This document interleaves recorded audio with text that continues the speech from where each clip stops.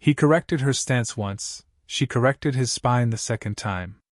Those are the words whispered across the resonant cloister now, but before the break, before the scream that never quite finished, she was just another soft-skinned anomaly walking through crystal corridors humming with ancient sound.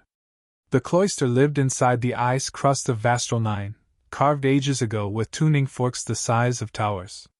Every step echoed in perfect pitch.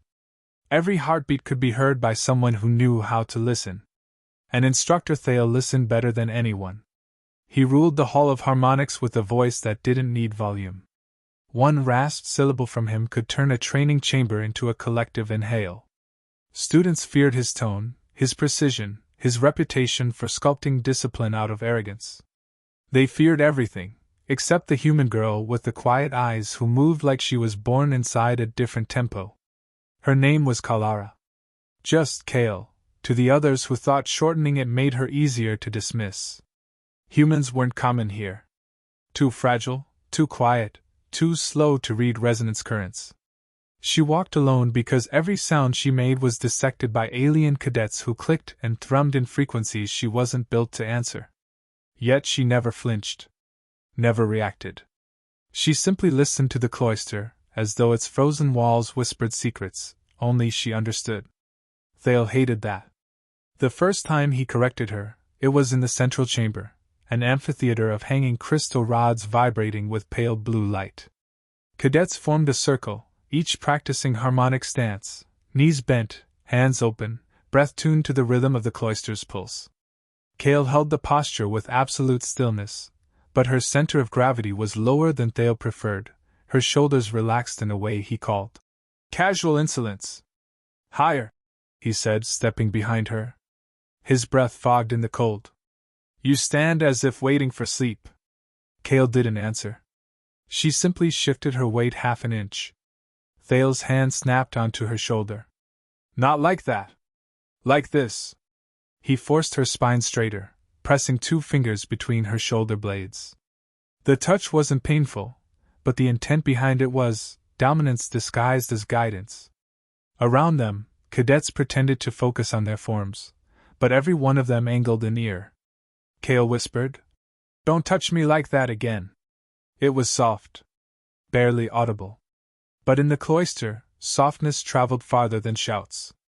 Thale smiled, not kindly. "A warning? From a deathworlder who can't even hear the second harmonic layer?" He adjusted her stance harder this time, pushing her elbow inward. "I will correct you as many times as I please." Kael's eyes stayed forward, her voice steady. "Once was enough." The air trembled, not physically, but in the way a room shifts when a predator realizes prey might bite. Cadets exchanged glances, subtle but sharp.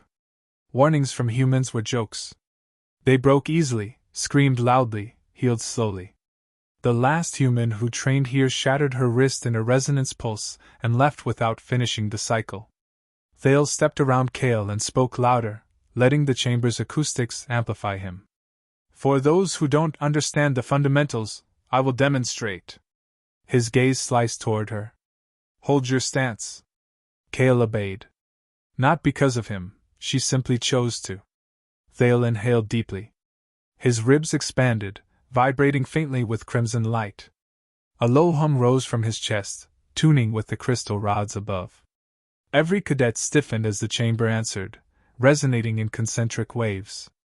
This was his signature technique, a guided harmonic intended to destabilize a trainee's balance, forcing them to correct instinctively. He aimed it directly at Kael. The hum struck her like a pressure wave. Her boots slid half an inch across the frost-slicked floor. The rods above flickered, throwing shards of cyan light over her face. Her hair lifted in the vibration. Cadets leaned forward, expecting her to stumble, to cry out, to show something human. She didn't. She anchored her heels. Lowered her breath. Adjusted exactly the distance Thale had forced her away from. Then she whispered, not for him, but for herself. "This place has a heartbeat." Thale's jaw tightened. "Again?" he hissed. He inhaled deeper, building the hum into a pulse strong enough to shove a full-grown Vastralin off balance. The chamber darkened, rods dimming in response. Cold air curled across the floor like mist responding to power.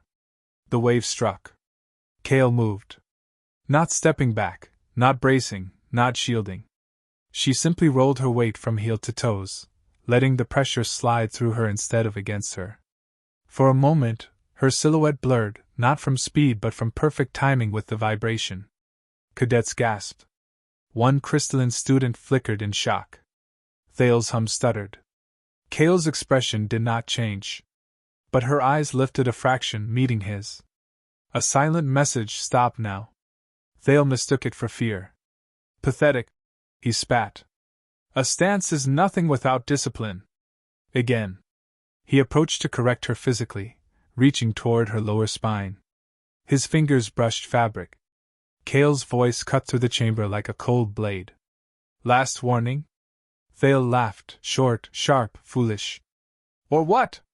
You'll glare at me again? He reached. The crystal rods trembled. Kael's smile bloomed, small, harmless, impossibly calm. Cadets exhaled in confusion. Thale hesitated, just enough to register that something in her smile wasn't softness. It was geometry, measured, precise, deliberate. A pattern suited for breaking things. Her hand lifted an inch. The rods above chimed, reacting to her breath, not his. For the first time in years, Thale's hum faltered entirely. Kael whispered, "Don't say I didn't warn you." The chamber seemed to lean closer, waiting. Cadets felt the cold shift under their boots, like the cloister itself was inhaling. Then Kael moved, not fast, not violently, just a pivot of her hips and a subtle twist of her shoulders. But the eyes beneath them magnified it, sending a silent ripple through the resonance field. Thale stepped back instinctively, sensing danger without understanding it. Kael lowered her center, hands open, expression unchanged. Thale's eyes narrowed. "Show me, then," he growled. She didn't answer. Because she would. Soon. And the cloister would remember. The cloister never forgot tension. Its crystal bones held echoes longer than any memory, and after Kael's final warning, the walls seemed to vibrate with a question no one dared voice. Cadets drifted from the chamber in uneasy clusters, their footsteps tapping conflicting rhythms along the frost-veined bridges connecting each hall. Even the air felt uncertain, humming in brief pulses that hinted at shifting resonance patterns. Thale watched them scatter with tightening jaw muscles, refusing to acknowledge the tremor in his own hum. He had never been challenged by a trainee, let alone a human with no harmonic lineage. Her calmness scraped at him more than any insult. Kael walked alone toward the lower refractorium, where apprentices practiced silent forms. She moved as though immersed in a different gravity. Cadets whispered as she passed, unsure whether to mock her or avoid her entirely. None approached. The cloister's cold lights reflected off her face, sharpening the edges of her composure. She carried herself like someone who had survived storms they couldn't imagine. She stopped beside an isolated training well lined with obsidian shards. Here, resonance didn't amplify voices, it swallowed them. Perfect for thinking. She sank into a stance Thale had never taught, feet angled outward, palms resting lightly at her sides. The cloister answered with a soft ring, almost curious. Kael inhaled through her nose, letting the cold scour her lungs. She had not come to Vastral 9 for conflict. She had come to learn control of her environment, her reactions, her pulse. She had never wanted to break anything here. But if Thale forced her hand, she would not hesitate. Behind her, light fractured across the frost as a crystalline cadet approached slowly. He stopped a safe distance away, careful not to trigger a defensive shift. His body pulsed pale lavender, a sign of anxious curiosity. "You warned him clearly," he said, voice trembling with reverb. Kael didn't turn. "Warnings don't matter to the ones who believe they're untouchable." The cadet flickered uncertainly. "Thale doesn't lose. No one has ever disrupted his harmonics. Then he has never met resistance." Kael exhaled softly. "Every rhythm breaks if you hit the right frequency." The crystalline cadet dimmed. "He'll retaliate." "Yes," Kael said. "He will." A chime rippled through the cloister as the cadet retreated. Kael remained still, listening to the faint heartbeat beneath the ice. Layers of sound drifted upward from deep channels carved long before any species found this moon. Those vibrations felt familiar to her, like something she had felt on Earth, the way distant quakes whispered warnings before the ground split. She let her eyes close, letting the cloister's pulse align with her own. A sudden metallic tone pierced the quiet. Thale stood at the entrance to the refractorium, arms folded, resonance lines burning red along his forearms. His voice carried effortlessly. "Alone again," he said. "Fitting. Humans often break best without witnesses." Kael straightened from her stance. "If you've come to instruct me, choose your words carefully." Thale stepped forward, boots clicking in harsh counterpoint to her stillness. "You embarrass me today." His hum vibrated the obsidian shards. "You mocked my authority." "I didn't mock anything," Kael replied. "I simply refused your hand." Thale's hum darkened. "Refusal is disrespect. Or boundary," she said quietly. He stepped closer than necessary. "You think your softness protects you?" "No," Kael whispered. "My restraint does." The obsidian walls trembled, sensing conflict. Thale inhaled deeply, gathering power. The cloister's rods responded from afar, channeling faint resonance down through the hall. Kael could feel the vibrations gathering behind him like a rising tide. "You will hold your stance," he demanded. "And this time, you will not move until I say." Kael didn't shift. "And if I decline?" Thale's eyes narrowed. "Then I'll carve obedience into your bones." He rose onto the balls of his feet and exhaled sharply. A deep harmonic wave blasted outward, strong enough to shatter a novice's posture instantly. The obsidian surface rippled like water. Kael braced, but not with muscle, with intent. She leaned into the wave, letting it pass through her rather than resisting outright. The impact stung her ribs but didn't break her stance. Thale snarled. Again.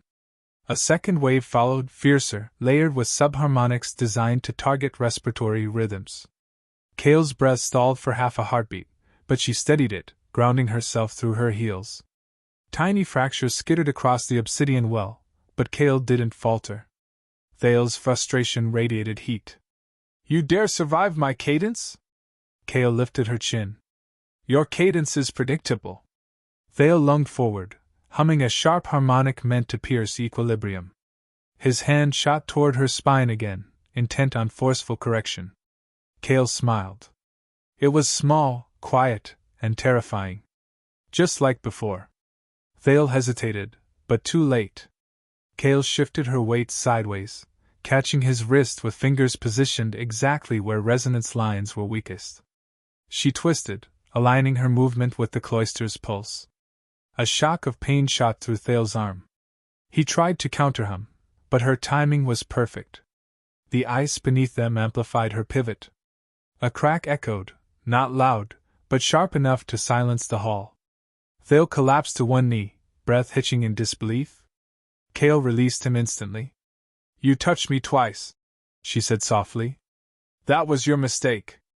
Thale's voice trembled. "What did you do?" "Matched your resonance," she murmured. "And turned it inward." He clutched his arm, realization dawning with horror. Kael stepped back, eyes calm. "Be grateful. I only broke the hum, not the bone." Cadets watching from the corridor recoiled, uncertain whether to run or bow. The cloister's heartbeat deepened, as if acknowledging her. Kael exhaled and walked past Thale without looking down. Behind her, the instructor's pride shattered faster than his resonance. And the cloister began whispering her name.